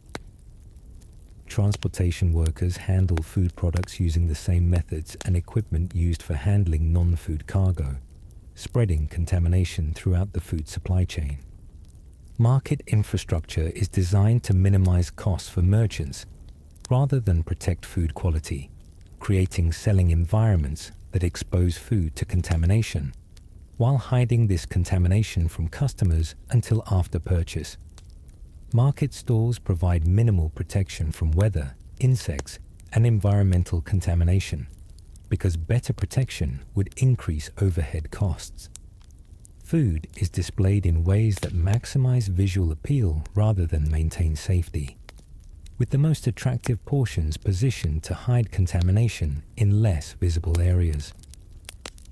The seasonal economics of food create cycles where the most dangerous foods are available when people are most desperate to purchase them, exploiting seasonal scarcity to sell contaminated products that would be rejected during periods of abundance. During winter months, when food supplies are lowest, merchants can sell obviously spoiled and contaminated foods because customers have no alternatives and must purchase whatever is available or face starvation. Prices for safe food become inflated beyond the reach of most people, forcing them to purchase foods that they know are dangerous but represent their only option for obtaining calories. Seasonal pricing strategies deliberately exploit periods of scarcity to maximize profits from contaminated foods, while ensuring that safe foods become unavailable to anyone except the wealthy. Merchants stockpile contaminated foods during abundant periods, knowing they can sell these dangerous products at premium prices during scarce periods when customers have no choice. Fresh, safe foods are reserved for wealthy customers who can pay elevated prices that reflect both scarcity and quality premiums. Your position in the economic hierarchy determines not just the quality of food available to you, but also the timing of your access to food supplies. ensuring that you consistently receive the most contaminated foods available in any market. Wealthy customers purchase food when it's fresh and relatively safe, leaving contaminated and spoiled items for those who can only afford to shop when prices drop due to obvious quality problems. Poor customers essentially purchase the foods that were rejected by wealthier buyers because they showed signs of spoilage or contamination that made them unacceptable to customers with other options. The timing of food access creates a systematic distribution system where food quality deteriorates as it moves down the economic hierarchy, ensuring that the poorest customers receive foods that have been exposed to maximum contamination during extended market periods. Foods that don't sell to wealthy customers at premium prices are marked down for middle-class customers, and foods rejected by middle-class customers are eventually sold to poor customers at prices that seem affordable, but represent the worst possible value because of their high contamination levels. Economic scheduling ensures that poor customers shop during periods when only the most contaminated foods remain available, creating a system where poverty forces exposure to the most dangerous foods in the marketplace. Market hours, credit availability, and pricing structures combine to ensure that poor customers access food markets only after wealthier customers have selected the safest available options, leaving only contaminated foods for those least able to survive the health consequences. The credit and debt systems surrounding food purchases create additional pressure to accept dangerous foods rather than refuse contaminated items, trapping poor customers in cycles where economic desperation forces consumption of foods that worsen their health and economic situation. You may be forced to accept whatever food is offered by creditors because refusing might mean losing access to credit entirely, cutting off your only source of food during periods when you lack cash for purchases. Debt obligations can require accepting payment in food rather than money, giving you no choice about the quality or safety of what you receive, while binding you to consume whatever your creditors provide. Credit systems are structured to benefit merchants and creditors rather than consumers, creating terms that force acceptance of contaminated foods while providing no recourse when these foods cause illness or fail to provide adequate nutrition. Interest rates and payment terms ensure that customers remain in debt, providing ongoing opportunities for creditors to dispose of contaminated foods by requiring debtors to accept them as payment or loan collateral. Food production methods are designed to maximize output and minimize costs, while externalizing health consequences to consumers and communities, creating agricultural and animal husbandry systems that prioritize quantity over quality, while systematically contaminating food supplies. Agricultural practices focus on yield rather than soil health or food safety, creating foods that are nutritionally poor and contaminated with whatever toxins are present in the growing environment. Animal husbandry prioritizes rapid growth and high production over animal health, creating meat and dairy products from diseased animals that pass their illnesses onto human consumers. Production economics create systems where contamination becomes profitable, because the costs of preventing contamination exceed the profits lost from selling contaminated products. Farmers use contaminated water and fertilizers because clean alternatives cost more than the price premiums they could receive for cleaner products. Animal producers accept disease and contamination in their livestock because the costs of maintaining healthy animals exceed the additional income from selling healthier meat and dairy products. The absence of food safety regulation allows merchants to sell foods that are obviously dangerous while shifting responsibility for health consequences to consumers, creating legal frameworks that protect profit margins while providing no protection for public health. There are no standards for food quality. no penalties for selling contaminated food, and no mechanisms for consumers to seek compensation for food-related illnesses. This regulatory vacuum ensures that dangerous food practices continue because they're profitable and carry no legal consequences that would discourage merchants from selling contaminated products. Legal systems protect merchant interests rather than consumer safety, making it nearly impossible for customers to prove that specific foods caused their illnesses, or to recover damages from merchants who sold contaminated products. Courts generally side with merchants in food-related disputes, assuming that consumers bear responsibility for any health consequences from their food choices, rather than holding merchants accountable for selling contaminated products. Competition among food merchants drives a race to the bottom in terms of food quality and safety, creating market dynamics where maintaining food safety becomes economically disadvantageous because it increases costs without providing corresponding increases in revenue. Merchants who invest in better storage, handling, or quality control must charge higher prices that make their products less competitive against merchants who cut costs by accepting contaminated ingredients, using dangerous preservation methods, or adulterating their products. Those who cut costs through contamination can offer lower prices that drive safer competitors out of business, creating markets where the most dangerous foods become the most economically successful. Market competition rewards contamination and adulteration, while punishing merchants who attempt to maintain food safety, creating economic incentives that systematically worsen food quality over time. Merchants who refuse to adulterate their products or sell contaminated foods find themselves unable to compete with merchants who have no such scruples, eventually forcing even honest merchants to adopt dangerous practices or exit the food trade entirely.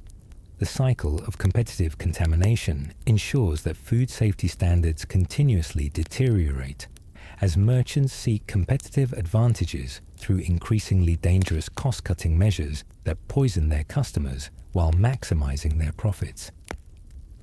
This race to the bottom creates food markets where the most successful merchants are those who most effectively disguise the contamination and adulteration that allows them to offer the lowest prices while maintaining profit margins that depend on selling poison as food.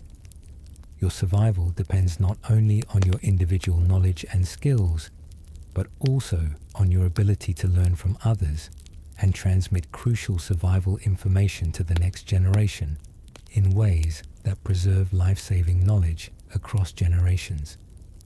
You're participating in knowledge systems that function without writing, where survival information must be remembered precisely and communicated accurately, because mistakes in knowledge transmission result in death from poisoning, starvation, or other survival failures. The preservation and transmission of survival knowledge becomes a community responsibility, where everyone's survival depends on maintaining accurate information about food identification, processing techniques, and survival strategies. The identification of edible versus poisonous plants requires knowledge systems that preserve detailed botanical information across generations, while ensuring that dangerous mistakes in plant identification don't occur due to unclear or forgotten transmission of crucial identifying characteristics.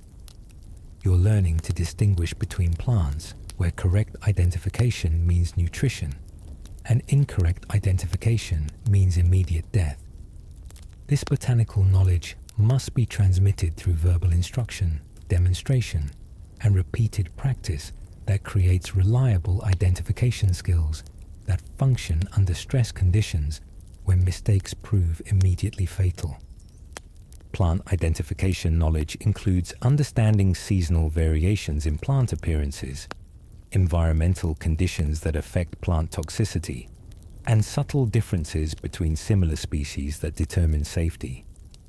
You learn to recognize plants through multiple identifying characteristics, including leaf patterns, growth habits, seasonal changes, and environmental preferences that distinguish edible from poisonous varieties.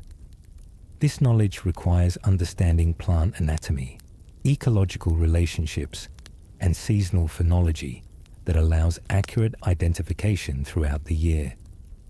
The teaching of plant identification involves multiple learning methods, including visual demonstration, hands-on practice, and repeated testing that ensures accurate knowledge retention. Teachers use storytelling, songs, and memorable phrases that encode crucial identification information in formats that are easy to remember and difficult to forget. These teaching methods create multiple pathways for knowledge retention while providing verification systems that prevent dangerous errors in plant identification. Your learning of food processing techniques requires understanding complex procedures that transform inedible or dangerous materials into safe, nutritious foods through methods that must be performed correctly, or they create foods that are more dangerous than the original materials. Processing techniques for removing toxins from plants, preserving meat safely, or managing fermentation processes require precise knowledge where small errors in procedure create deadly results. This procedural knowledge must be transmitted through direct instruction and supervised practice that ensures competency before independent application. Food processing knowledge transmission involves understanding the scientific principles behind preservation and detoxification techniques, even without formal scientific education. You learn why certain procedures work, what happens when they're performed incorrectly, and how to recognize successful versus failed processing attempts. This understanding allows adapting processing techniques to different conditions and materials while maintaining safety standards that prevent poisoning. The complexity of food processing requires breaking down procedures into learnable steps that can be mastered progressively, while understanding the consequences of errors at each stage.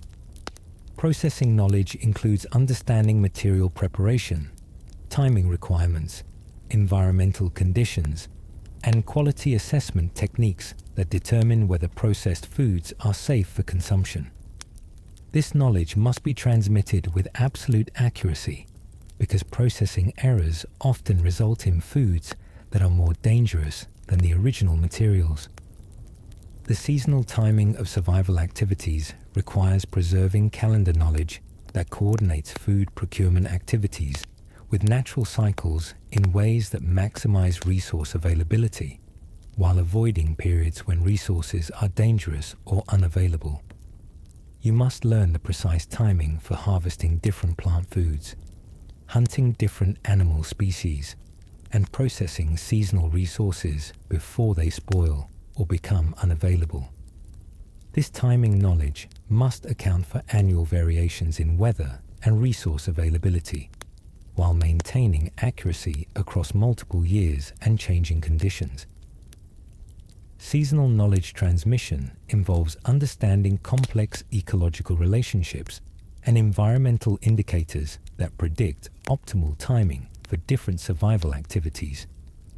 You learn to read environmental signs including weather patterns, plant phenology, and animal behavior that indicate when specific resources become available or dangerous.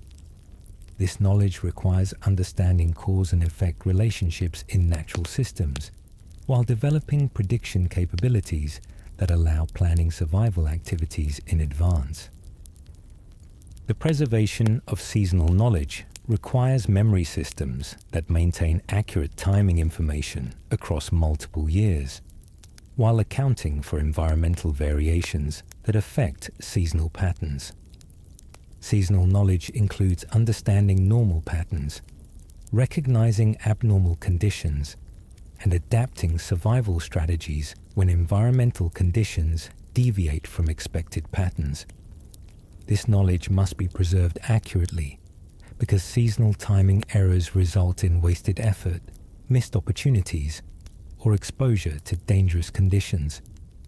Your understanding of environmental hazards requires knowledge about dangerous plants animals, weather conditions, and terrain features that could cause injury, illness, or death during survival activities. Environmental hazard knowledge includes understanding which mushrooms are deadly, which animals are dangerous, which weather signs indicate dangerous conditions, and which terrain features are unstable or hazardous.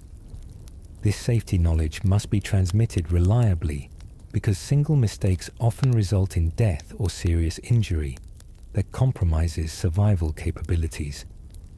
Hazard identification knowledge requires understanding multiple warning signs and danger indicators that allow recognizing threats before they become immediately dangerous. You learn to identify dangerous animals through behavior patterns, physical characteristics, and environmental signs that indicate their presence. Weather hazard recognition involves understanding atmospheric conditions, seasonal patterns, and environmental indicators that predict dangerous weather conditions. The transmission of hazard knowledge involves creating memorable warnings and safety protocols that ensure dangerous situations are avoided or managed safely. Hazard knowledge includes understanding prevention strategies, emergency response procedures, and recovery techniques that minimize consequences when dangerous situations occur.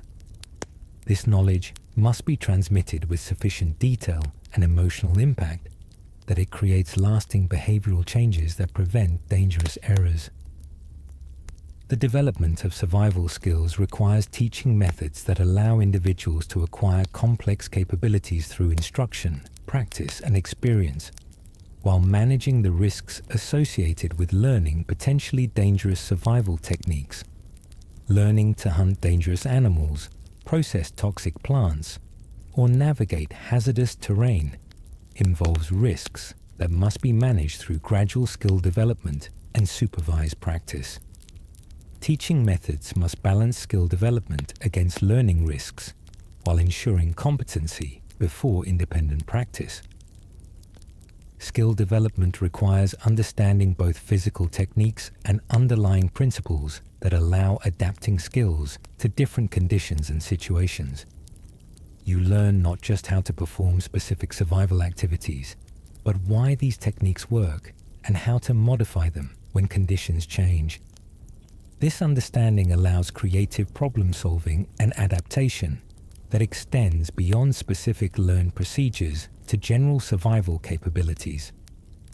The progression of skill development involves building complex capabilities through mastery of simpler components, while understanding how individual skills combine to create comprehensive survival competencies. Skill teaching methods include demonstration, supervised practice, and graduated challenges that develop capabilities progressively while maintaining safety standards. This progression ensures that dangerous skills are learned safely while building confidence and competency. Your acquisition of tool-making knowledge requires understanding how to select, process, and shape materials into implements that function effectively for survival tasks, while understanding which materials are suitable and which techniques produce reliable tools. Tool-making knowledge includes understanding material properties, shaping techniques, and tool maintenance procedures that keep implements functional over extended periods. This technical knowledge must be transmitted through demonstration and supervised practice that ensures tools meet safety and functionality standards.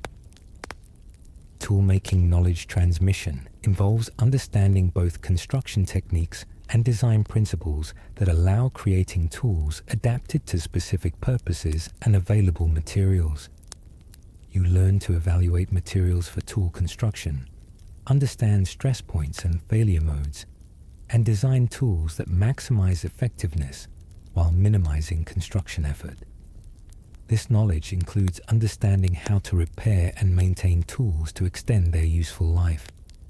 The complexity of tool construction requires understanding multiple crafting techniques, including material preparation, shaping methods, assembly procedures, and finishing techniques that create functional implements.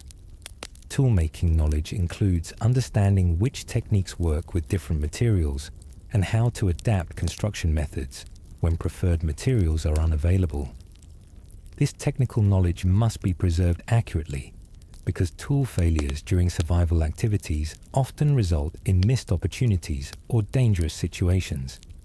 The preservation of group survival strategies requires maintaining knowledge about territorial relationships, resource sharing protocols, conflict resolution methods, and group decision-making processes that maintain social cooperation during survival stress.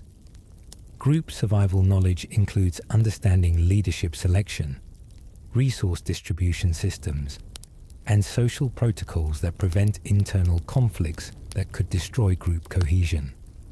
This social knowledge must be preserved through cultural transmission and social practice that maintains group unity.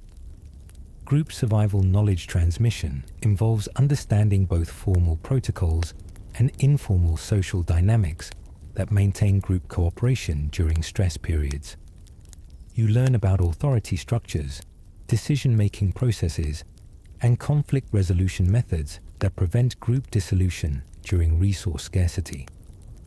This knowledge includes understanding how to balance individual needs against group survival requirements while maintaining social relationships. The complexity of group dynamics requires understanding multiple social systems, including leadership structures, resource allocation methods, and conflict resolution procedures that function under survival stress. Group survival knowledge includes understanding how to maintain group morale, manage individual grievances, and coordinate group activities that require cooperation. This social knowledge must be transmitted through cultural practices and social modeling that create behavioral patterns supporting group survival. Your memory techniques for preserving survival knowledge must function without external storage methods, while ensuring that crucial information remains accurate across multiple generations of transmission. Memory systems must organize large amounts of complex information in ways that prevent forgetting or distortion of crucial details. These memory techniques often involve stories, songs, and other cultural methods that encode survival information in memorable forms, while providing verification systems that detect errors in transmission. Memory system development involves understanding how human memory works and creating information encoding methods that maximize retention while minimizing distortion. You learn to organize information hierarchically, create associations between related concepts, and use repetition and practice to strengthen memory pathways. These memory techniques must account for individual differences in learning styles, while ensuring that crucial information is preserved accurately. The effectiveness of memory systems requires regular practice and verification that ensures information accuracy, while identifying areas where knowledge may be degrading or becoming distorted. Memory maintenance involves regular review, practice sessions, and knowledge testing that maintains accuracy while identifying errors before they become dangerous. These maintenance activities must be integrated into daily life, while ensuring that knowledge transmission continues accurately across generations. The testing and validation of survival knowledge requires methods for verifying that transmitted information is accurate and that learned skills are reliable before they're needed for actual survival situations. Knowledge validation might involve testing plant identification skills, evaluating food processing techniques, or assessing survival capabilities under controlled conditions. These validation methods must identify knowledge gaps or errors before they result in survival failures, while building confidence in survival capabilities. Knowledge validation systems involve creating testing procedures that simulate survival conditions while maintaining safety standards that prevent dangerous errors during learning. You learn to evaluate your own knowledge accuracy, identify areas where additional learning is needed, and verify that survival skills function under stress conditions. These validation methods must balance realism with safety, while ensuring that testing procedures accurately predict performance during actual survival situations. The integration of validation systems into knowledge transmission ensures that survival knowledge remains accurate and effective, while identifying areas where knowledge may be incomplete or outdated. Validation procedures must account for changing environmental conditions, new threats, and evolving survival techniques, while maintaining core knowledge that has proven effective over generations. These systems must balance innovation with tradition, while ensuring that knowledge changes improve rather than compromise survival capabilities. Your teaching responsibilities include ensuring that survival knowledge is transmitted to younger generation members, while maintaining knowledge accuracy and providing opportunities for skill development that prepare individuals for independent survival. Teaching survival skills requires balancing knowledge transmission with practical experience that develops competence and confidence. Teaching methods must account for different learning capabilities and provide multiple opportunities for skill development, while ensuring that knowledge transmission maintains accuracy across generations. Teaching effectiveness requires understanding how to communicate complex information clearly, while ensuring that students develop both knowledge and skills necessary for survival. You learn to identify individual learning needs, adapt teaching methods to different capabilities, and provide feedback that improves learning outcomes. Teaching methods must create learning environments that encourage questions and exploration, while maintaining safety standards that prevent dangerous errors. The responsibility of knowledge transmission extends beyond individual instruction to maintaining community knowledge systems that preserve survival information across generations, while adapting to changing conditions. Community knowledge preservation involves creating cultural institutions, social practices, and educational systems that maintain survival knowledge, while ensuring that crucial information remains accessible to all community members. These systems must balance knowledge preservation with adaptation, while ensuring that survival capabilities continue to meet community needs. The integration of new survival knowledge requires methods for evaluating information from other groups, environmental observations, or individual discoveries, while determining whether new information improves survival capabilities or creates dangerous errors in established survival practices. New knowledge must be tested carefully and integrated gradually to avoid disrupting successful survival strategies, while ensuring that knowledge systems remain dynamic and adaptive. Knowledge integration requires understanding which innovations improve survival and which changes create additional risks, while maintaining the core knowledge that ensures community survival. As you drift towards sleep tonight, let your mind rest on this uncomfortable truth. Every meal in medieval times was a negotiation with death. Every bite a calculated risk in a world where food safety was determined by luck rather than knowledge. You've journeyed through kitchens filled with smoke and contamination, through markets where spoiled food was sold to desperate customers, through preservation methods that often created more toxins than they eliminated. The medieval relationship with food reveals humanity's remarkable ability to survive under conditions that would be considered uninhabitable today. People lived, worked, and even thrived while consuming foods that carried bacterial loads, toxin concentrations, and contamination levels that would trigger immediate emergency responses in modern societies. Their survival depended not on safe food, but on remarkable biological adaptation to constant low-level poisoning. This was a world where social status determined not whether you would be poisoned by your food, but how quickly and through what mechanisms that poisoning would occur. Rich and poor alike consumed contaminated, dangerous foods, but the wealthy could afford contamination that was marginally less likely to kill them immediately. The poor consumed foods that had been rejected by their social superiors, eating their way through the most dangerous items available because the alternative was starvation.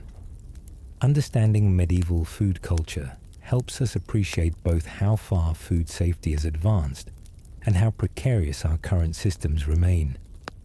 The same basic challenges that faced medieval populations, contamination, spoilage, adulteration, and unequal access, continue to affect food systems today, though usually in less immediately lethal forms.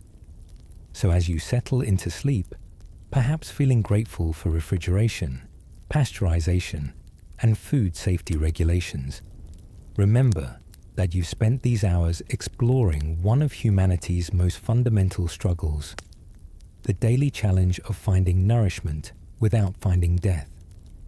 In medieval times, every meal was both a victory against starvation and a gamble with forces that could end life within hours. Let these stories of survival and suffering remind you that the simple act of eating safely represents one of civilization's greatest achievements, built on centuries of accumulated knowledge about the deadly relationship between food and death. Sleep well, knowing that your next meal will likely be both safer and more nutritious than anything consumed by the vast majority of humans throughout history.